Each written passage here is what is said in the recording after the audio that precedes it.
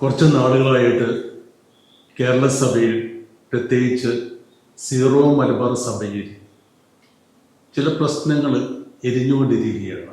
ഇപ്പോൾ മറ്റു പല പ്രശ്നങ്ങളും വിട്ട് കുർബാനയുമായിട്ടുള്ള പ്രശ്നത്തിലേക്ക് വന്നിരിക്കുകയാണ്.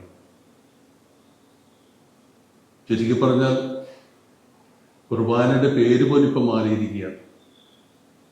ആദ്യം വിശേഷണത്താൽ അറിയപ്പെട്ടിരുന്നത് കർത്താവിൻ്റെ ബലി, ദിവ്യവിരുന്ന്, സ്നേഹബലി, പരിശുദ്ധ കുർബാന എന്നെല്ലാം വിശേഷണങ്ങളാൽ ദിവ്യബലി അറിയപ്പെട്ടിരുന്നു. ഇപ്പോൾ രണ്ട് പേരിൽ അറിയപ്പെടുന്നത് സിനഡ് കുർബാന, ജനാഭിമുഖ കുർബാന. കർത്താവിനെ മാറ്റി നിർത്തിയിരിക്കുകയാണ്. രണ്ട് വിഭാഗങ്ങളായിരിക്കുകയാണ്. സിനഡ് പിതാക്കന്മാർ ഒരു തീരുമാനമെടുത്ത് അത് വിശ്വാസികളുടെ മേലെ അടിച്ചേൽപ്പിക്കാൻ ശ്രമിക്കുന്നു. കുറെ പേരൊക്കെ അത് സ്വീകരിച്ചു. എന്നാൽ കുറച്ച് പേര് അതിനെ എതിർക്കുകയാണ്. പ്രത്യേകിച്ച് എറണാകുളം അങ്കമാലി അതിരൂപതയിൽപ്പെട്ട വൈദികരും വലിയൊരു വിഭാഗം വിശ്വാസികളും ഇതിനെ ചൊല്ലിയുള്ള തർക്കങ്ങളിൽ നിന്ന് മുന്നോട്ട് പോവുകയാണ്. ഈ തർക്കത്തിനിടയിൽ പരിശുദ്ധ പിതാവ് ഫ്രാൻസിസ് പിതാവിന്റെ പേരും വലിച്ചെഴുതുന്നുണ്ട്. പിതാവ് അങ്ങനെ, പരിശുദ്ധ പിതാവ് അങ്ങനെ പറഞ്ഞു, മാർപ്പാപ്പ അങ്ങനെ പറഞ്ഞു, വത്തിക്കാൻ പറഞ്ഞു എന്നൊക്കെ പറഞ്ഞുകൊണ്ടാണ് സെനറ്റ് ഫാദേഴ്സ് ജനങ്ങളുടെ മുമ്പിൽ അവതരിപ്പിക്കുന്നു. ഏതായാലും ഫ്രാൻസിസ് പിതാവിന് ഇതിനെക്കുറിച്ചുള്ള വ്യക്തമായിട്ടുള്ള കാഴ്ചപ്പാടുണ്ട്. കുറച്ച് നാളുകൾക്ക് മുമ്പ്, കുറച്ച് വർഷങ്ങൾക്ക് മുമ്പ് യുക്രൈൻ സഭയിലെ സിനഡ് ഫാദേഴ്സ് പോപ്പിനെ കാണാൻ ചെന്നപ്പോൾ അദ്ദേഹം കൊടുത്ത ഉപദേശം ഇതാണ്: നിങ്ങൾ സിനഡ് പിതാക്കന്മാരെ, എല്ലാ ബിഷപ്പുമാരെയും ശ്രവിക്കണം. എല്ലാ ബിഷപ്പുമാരും വൈദികരെ ശ്രവിക്കണം. കാരണം വൈദികരാണ് വിശ്വാസികളോടൊപ്പം ജീവിക്കുന്നത്. അപ്പൊ വിശ്വാസികളെ മനസ്സിലാക്കണമെന്നുണ്ടെങ്കിൽ വൈദികരെ ശ്രവിക്കണം. നിങ്ങൾ അവരെ ശ്രവിക്കാൻ നിങ്ങൾക്ക് സമയമില്ല എങ്കിൽ നിങ്ങൾ സംസാരിക്കരുത്. ശ്രവിക്കാതെ നിങ്ങൾ സംസാരിച്ചാൽ അത് കുരയ്ക്കലായിരിക്കും. കുരയ്ക്കുന്നത് ആരാണ്? നായ്ക്കളാണ് കുരയ്ക്കുന്നത്. ഇതാണ് ഫ്രാൻസിസ് പിതാവിന്റെ കാഴ്ചപ്പാട്. ഏതെങ്കിലും ഒരിടത്ത് ഏതാനും പേര് ഒരുമിച്ച് കൂടിയിരുന്ന് ചില തീരുമാനങ്ങൾ എടുത്ത് വലിയ സമൂഹത്തിന്റെ മേലിൽ അടിച്ചേൽപ്പിക്കുന്ന പ്രവണത ഇന്നത്തെ കാലഘട്ടത്തിന് യോജിച്ചതല്ല. ഇവിടെ പ്രശ്നങ്ങൾ വർദ്ധിച്ചുകൊണ്ടിരുന്ന സമയത്ത് ഒരു അമേരിക്കൻ മീഡിയ പേഴ്സൺസിന് പോപ്പ് ഒരു അഭിമുഖം കൊടുത്തപ്പോൾ അദ്ദേഹം പറഞ്ഞതാണ്: ആചാരങ്ങളെയും അനുഷ്ഠാനങ്ങളെയും ഏകീകരണം നല്ലതാണ്, പക്ഷെ അതിലും വലുതാണ് ഹൃദയങ്ങൾ തമ്മിൽ ഐക്യം, ഹൃദയങ്ങളുടെ ഏകീകരണം. അപ്പൊ ഇത്രയും വിശാലമായ ഒരു കാഴ്ചപ്പാടുള്ള ഫ്രാൻസിസ് പിതാവിനെ എന്തിന് നമ്മുടെ സീറോ മലബാർ സഭയിലെ സിനഡ് ഫാദേഴ്സ് ആ പേര് വലിച്ചെടുക്കണം? അവസാനം ഇവരെല്ലാവരും കൂടി പോപ്പിനെ കാണാൻ ചെന്നു. പോപ്പ് അവസാനം അവർക്ക് കൊടുത്ത നിർദ്ദേശം: നിങ്ങളുടേതായിട്ടുള്ള ഒരു സ്വതന്ത്ര സഭയാണ്, നിങ്ങൾ നല്ല തീരുമാനങ്ങൾ എടുക്കുക, നല്ല തീരുമാനങ്ങൾ എടുക്കുക, ആരെയും ഒഴിവാക്കരുത്. കുറെ പേർക്ക് എതിരെ കഥ അടച്ചുകൊണ്ടായിരിക്കരുത് നിങ്ങൾ ചിന്തിക്കേണ്ടതും തീരുമാനമെടുക്കേണ്ടതും. ഇതിനെക്കുറിച്ച് ഒരുപാട് ചിന്താക്കുഴപ്പങ്ങൾ ജനങ്ങളുടെ ഇടയിൽ ഉണ്ട്. നമുക്കൊന്ന് കുറച്ച് പിന്നോട്ട് പോകാം, ചരിത്രത്തിലേക്കൊന്ന് പോകാം. ഒരു 60 വർഷങ്ങൾക്ക് മുൻപ് ലോകത്തിലുള്ള എല്ലാ സഭകളും കുർബാന ചൊല്ലിയിരുന്നത് ആൾത്താര അഭിമുഖമായിരുന്നു, ലത്തീൻ സഭ ഉൾപ്പെടെ. വത്തിക്കാൻ സോനോദോസാണ് അതിനൊരു മാറ്റം വരുത്തിയത്. ആ മാറ്റം വരുത്തിയത് ആൾത്താര അഭിമുഖമായി കുർബാന ചൊല്ലി മടുത്തിട്ടല്ല ജനാഭിമുഖമാക്കിയത്, മറിച്ച് വിശ്വാസ സമൂഹത്തെക്കുറിച്ച്, സഭയെക്കുറിച്ചുള്ള കാഴ്ചപ്പാട് മാറി. അതുവരെ സഭ എന്ന് പറഞ്ഞാൽ ഹൈറാർക്കിയായിരുന്നു. വത്തിക്കാൻ സുനദോസ് അത് തിരുത്തി. സഭ എന്ന് പറഞ്ഞാൽ ദൈവജനമാണ്, വിശ്വാസ സമൂഹത്തിന്റെ കൂട്ടായ്മ. ഈ വിശ്വാസ സമൂഹത്തെക്കുറിച്ച് ബൈബിളും ഒക്കെ രേഖപ്പെടുത്തിയിരിക്കുന്ന ഇതാണ്: ദൈവത്തിന്റെ പ്രിയപ്പെട്ട ജനം, ദൈവത്താൽ തിരഞ്ഞെടുക്കപ്പെട്ടിരിക്കുന്ന ജനം, വിശുദ്ധ ജനം, രാജീയ പുരോഹിത ജനം. ഈ രാജീയ പുരോഹിത ജനം ബലിയർപ്പിക്കാൻ വരുമ്പോൾ അവർക്കറിയാവുന്ന ഭാഷയിലായിരിക്കണം, അവർക്കിതിൽ കൂടുതൽ പങ്കാളിത്തം വേണം.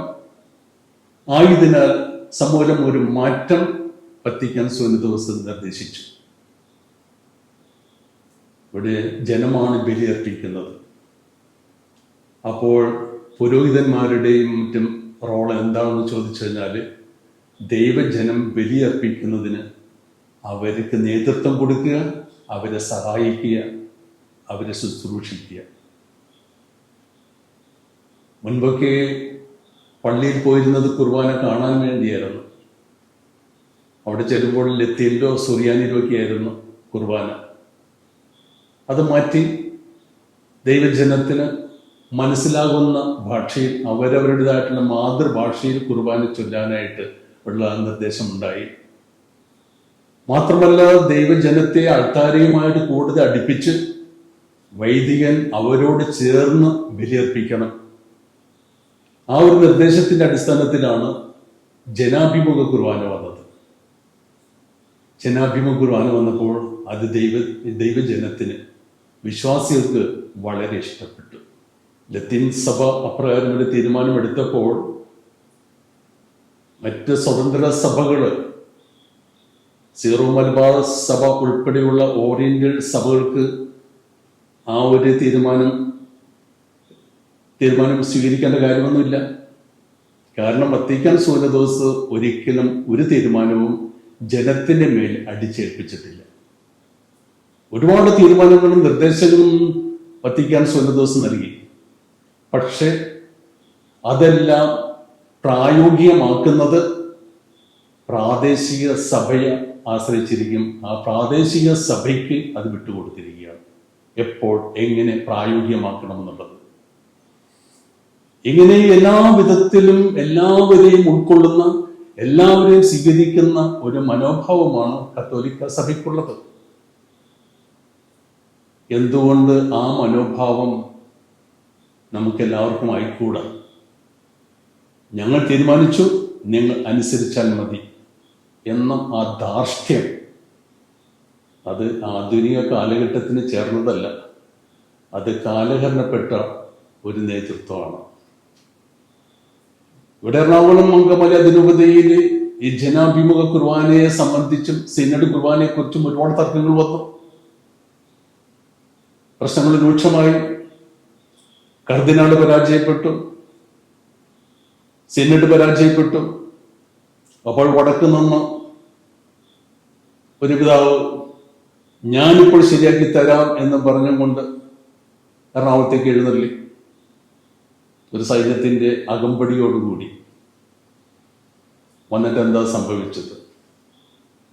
അദ്ദേഹത്തിന് കാറിൽ നിന്ന് ഇറങ്ങാൻ പോലും സാധിച്ചില്ല. ഉന്നത പോലീസ് ഉദ്യോഗസ്ഥർ വന്നിട്ട് പറഞ്ഞു, പിതാവേ അങ്ങ് ഇറങ്ങരുത്, അങ്ങ് ഇപ്പോൾ കാറിൽ നിന്ന് ഇറങ്ങിയാൽ ഒരുപാട് രൂക്ഷമായ പ്രശ്നങ്ങൾ ഉണ്ടാകും.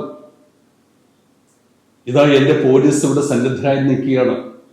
അവിടെ കൈകളിൽ ലാത്തി മാത്രമല്ല തോക്കുമുണ്ട്. അതൊക്കെ ഉപയോഗിക്കേണ്ടി വന്നാൽ സാഹചര്യം ഒഴിവാക്കാൻ വേണ്ടി പിതാവ് ദയവായിട്ട് തിരിച്ചു പോകണം. ഞാനിപ്പോൾ ശരിയാക്കി തരാം എന്ന് പറഞ്ഞുകൊണ്ട് വന്ന ആള് കാറിൽ നിന്ന് ഇറങ്ങാതെ തിരിച്ചു പോകേണ്ട ഒരു ഗതികേട് അദ്ദേഹത്തിന് വന്നു. അദ്ദേഹത്തെ സംബന്ധിച്ചിടത്തോളം വലിയ ഒരു അപമാനകരമാണ് ആ സാഹചര്യം. അതിൻ്റെതായിട്ടുള്ള ബുദ്ധിമുട്ട് അദ്ദേഹത്തെ എപ്പോഴും അലട്ടുന്നുണ്ട്.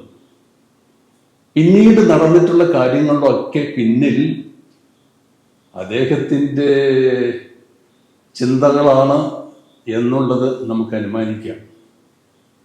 പക്ഷെ എന്താ സംഭവിക്കുന്നത്? ക്രിസ്തുവിൻ്റെ ശരീരത്തിലാണ് ഈ വൃത്തികേടുകളൊക്കെ നടക്കുന്നത്. സെൻറ് മേരീസ് ബസിലിക്കയിൽ നടന്നത് നമ്മളെല്ലാവരും കണ്ടു. ഒരിക്കലും നടക്കാൻ പാടില്ലാത്തൊരു കാര്യമാണ്. അതിനെ എങ്ങനെ വിശേഷിപ്പിക്കാം? അവിടെ നടന്നത് പൈശാചികമെന്നേ പറയാൻ പറ്റുള്ളൂ. പണ്ട് ശത്രുക്കളൊക്കെ ഇസ്രായേൽ ജനതയെ ആക്രമിക്കുമ്പോൾ ആദ്യം അവർ തകർത്തിരുന്നത് ബലിപീഠമായിരുന്നു, ദേവാലയമായിരുന്നു. ഇതാ ഇപ്പോൾ ഇവിടെ ദൈവജനം തന്നെ അൾത്താരയിൽ കയറി ബലിപീഠം തകർക്കുന്നു. അവിടെ എന്തെല്ലാം വൃത്തികേടുകൾ കാണിച്ചു. ഇതിൻ്റെയൊക്കെ പിന്നിൽ കുറേ വ്യക്തികളൊക്കെ ഉണ്ട്, ഉന്നതന്മാരൊക്കെ ഉണ്ട്. അവരൊന്നും പരാമർശിക്കാൻ ഞാൻ ആഗ്രഹിക്കുന്നില്ല. അപ്പോൾ ഇപ്പോഴും പ്രശ്നങ്ങൾ വർദ്ധിച്ചു വരികയാണ്. ഇനിയിപ്പോൾ സഭാകോടതി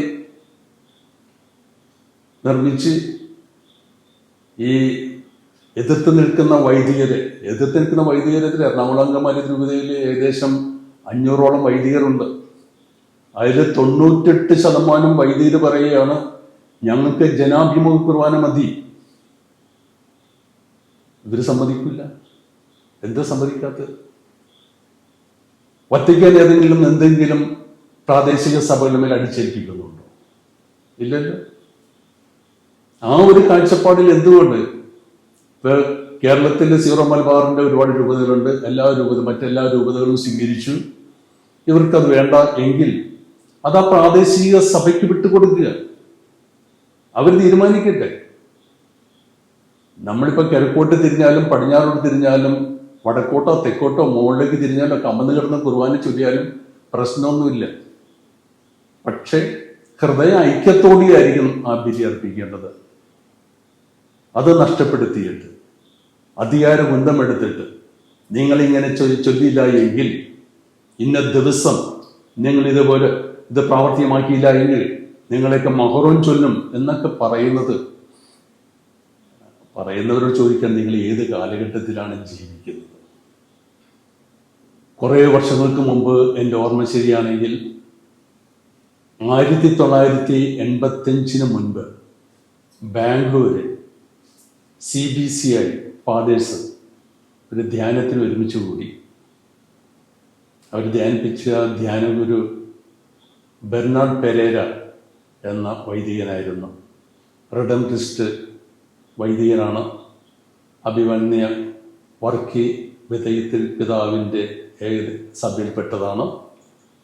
ഏകദേശം ഒരേ പ്രായം തന്നെ. ആ ധ്യാനഗുരു ധ്യാനത്തിൻ്റെ ആരംഭത്തിൽ ആദ്യത്തെ ഒരു ചോദ്യം ഇതായിരുന്നു ഉന്നയിച്ചത്: my dear bishops, are you Christians? അഭിമന്യ പിതാക്കന്മാരെ, നിങ്ങൾ ക്രിസ്ത്യാനികളാണോ എന്നാണ് ചോദിച്ചത്. ബിഷപ്പുമാർ ചിരിച്ചു. പക്ഷെ അദ്ദേഹം പറഞ്ഞു, നിങ്ങൾ ചിരിക്കുമെന്ന് എനിക്ക് അറിയാം. അത് മനസ്സിലാക്കിക്കൊണ്ട് തന്നെയാണ് ഈ ചോദ്യം ചോദിച്ചത്. എന്നിട്ട് അദ്ദേഹത്തിൻ്റെ ലിസ്റ്റിൽ കുറേ കാര്യങ്ങളൊക്കെ നിരത്തി. ഒരു ക്രിസ്ത്യാനിക്ക് ചേർന്നതാണോ ഈ വക പ്രവർത്തനങ്ങൾ? അദ്ദേഹം ലിസ്റ്റ് അവതരിപ്പിച്ചു. അപ്പം ആ രീതിയിലായിരുന്നു ധ്യാനം മുന്നോട്ട് പോയത്. ആ ധ്യാന ഗുരുവിൻ്റെ ആ ചോദ്യം ഇന്നും വളരെ പ്രസക്തമാണ്. മെത്രന്മാര് ഇടയന്മാരാണ്, ആടുകളെ മേയ്ക്കേണ്ടവരാണ്, ആടുകളെ ശുശ്രൂഷിക്കേണ്ടവരാണ്, അവർ നല്ല മേച്ചിസ്ഥലങ്ങളിലേക്ക് നയിക്കേണ്ടവരാണ്. മെത്രാന്മാർക്ക് ഇടയൻ എന്ന നിലയിൽ കയ്യിൽ വടി കൊടുത്തിട്ടുണ്ട്. ഇടയന്റെ കയ്യിലുള്ള വടി ആടുകളെ തല്ലാൻ വേണ്ടിയല്ല, മറിച്ച് ആടുകളെ ആക്രമിക്കാൻ വരുന്ന ചെന്നായ്ക്കളെ അടിച്ചോടിക്കുന്നതിന് വേണ്ടിയാണ് ആ വടി. ആടുകളെ നല്ല വഴിക്ക് നയിക്കാൻ വേണ്ടിയാണ്. അതിനൊരു അധികാര ബന്ധമായിട്ട് കരുതിയാൽ അത് ക്രിസ്തീയമല്ല പിതാക്കന്മാർ. ഫ്രാൻസിസ് പാപ്പയുടെ മനോഭാവം വെച്ചുകൊണ്ട് എല്ലാവരും ഉൾക്കൊള്ളുവാനുള്ള ആ ഒരു നല്ല മനസ്സ് സജ്ജമാക്കാൻ വേണ്ടി ദൈവത്തോട് പ്രാർത്ഥിക്കുക.